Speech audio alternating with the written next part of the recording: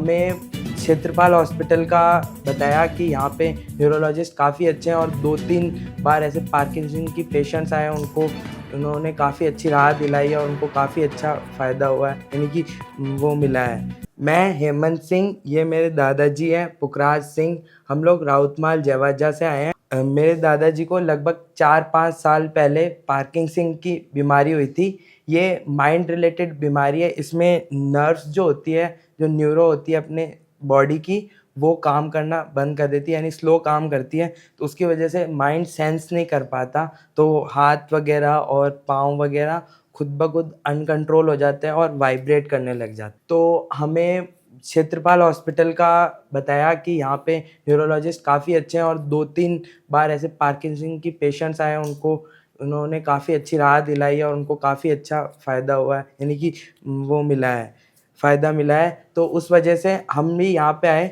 Doctor Swapnil है, यहाँ पे हमने कॉन्टैक्ट किया उनके साथ। उन्होंने हमें 3-4 महीने पहले, वैसे हम इनसे 1 साल से इलाज ले रहे हैं, लेकिन 3-4 महीने पहले उन्होंने हमें सजेस्ट किया कि मेडिसिन्स की वजह से तो इनका कंट्रोल हो नहीं पा रहा है इतना और मेडिसिन बढ़ती जा रही है, तो एक बेल्ट आता है उसके लिए सजेस्ट किया था। उन्होंने पूरा प्रोसीजर बताया, सब कुछ बताया। सर ने पहले भी लगवा रखा है, पेशेंट को राहत भी मिला है, तो हमने भी ये लगवा के देखा। तो अभी देख सकते हो बहुत ही कम वाइब्रेशन है। उससे पहले जो वाइब्रेशन थी उसकी भी वीडियो आपके पास बता देंगे हम लोग, और ये जो वाइब्रेशन है वो अभी देख सकते हो आप। और अभी वॉकिंग करने में, अपना काम करने में और दिनचर्या जो पूरी होती है वो काफ़ी आसान हो गई है। पहले बहुत ही मुश्किल हो रहा था इनको, लेकिन अभी काफ़ी आसानी से ये कर पा रहे हैं। खाना भी बहुत अच्छा है, बिल्कुल पेशेंट के हिसाब से खाना है और डाइट बिल्कुल प्रॉपर मिलती है। और ये जो हॉस्पिटल है ये पार्किंसंस के काफ़ी इलाज कर चुका है, जो अभी मैं बोल रहा हूँ। और नमस्कार, मैं डॉक्टर स्वप्निल समातिया, न्यूरो फिजिशियन क्षेत्रपाल अजमेर। मैं आपको पार्किंसन डिजीज से संबंधित कुछ महत्वपूर्ण जानकारी देना चाहता हूँ। पार्किंसन डिजीज जो एक बीमारी है वो एक न्यूरो डिजेनरेटिव मूवमेंट डिसऑर्डर है। इसके अंदर 4 मुख्य सिम्टम्स हमको देखने को मिलते हैं, जिसमें ट्रेमर्स का मतलब कंपन होना, ब्रेडिकाइनेसिया होना। ब्रेडिकाइनेसिया का मतलब होता है स्लोनेस आ जाती है, डे टू डे एक्टिविटीज जो होती है हमारी वो धीमी पड़ जाती है।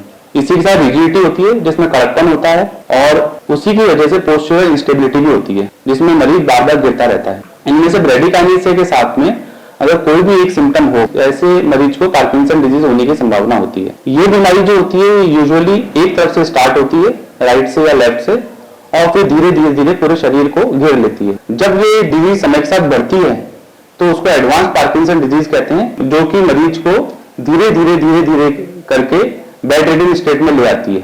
7 से 10 साल का समय इसके अंदर लगता है। जब शुरुआत में हम दवाई स्टार्ट करते हैं पार्किंसन डिजीज की, उस दौरान तो मरीज को बहुत अच्छा रिस्पॉन्स आता है, मगर जैसे जैसे बीमारी आगे बढ़ती है तो दवाइयों का रिस्पॉन्स कम हो जाता है, या फिर उन्हीं दवाइयों की वजह से मरीज को एबनॉर्मल बॉडी मूवमेंट स्टार्ट हो जाते हैं, जिनको हम डिस्काइनेसिया कहते हैं। दवाई का असर कम होने की वजह से मरीज के ऑफ पीरियड जो होते हैं, ऑफ पीरियड का मतलब होता है जिस दौरान मरीज की एक्टिविटी बहुत स्लो होती है या फिर मरीज स्थिर रहता है, ये स्थिति समय के साथ बढ़ती चली जाती है। ऐसी स्थिति के अंदर हमारे पास कुछ ऑप्शंस रहते हैं, जिसमें से एक ऑप्शन जो होता है वह एपोमॉर्फिन इन्फ्यूजन पंप थेरेपी होती है। ये थेरेपी रिसेंटली हमने क्षेत्रपाल अस्पताल के अंदर स्टार्ट की है, जो कि एडवांस पार्किंसन डिजीज के मरीजों के लिए लाभदायक साबित हो सकती है। इस थेरेपी के अंदर एक एपोमॉर्फिन नाम की दवाई होती है, जिसका एक इन्फ्यूजन पंप लगाया जाता है।